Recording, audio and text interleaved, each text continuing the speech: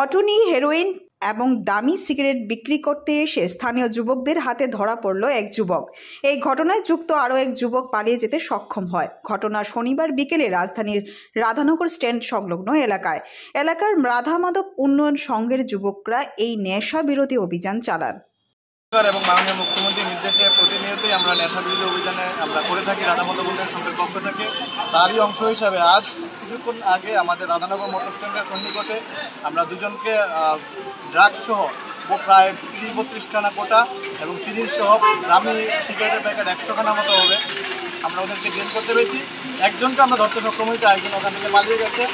ইতিমধ্যে পড়াশোনার সাহায্য নিয়ে আমরা ওদেরকে পড়াশোনা আরও তুলে দিয়েছি।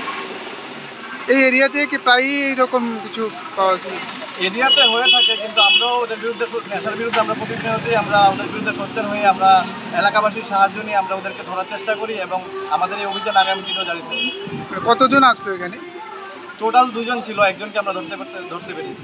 নামগুলি জানা গেছে? নামগুলো জানা যায়নি। বাড়ি কোনখানে জানা গেছে? ওদের বাড়ি বলেছে দশমীঘাটের দিকে। আপনার নামটা? আমার নাম সাগর দাস, আমি ক্লাবের অফিসিয়াল সেক্রেটারি।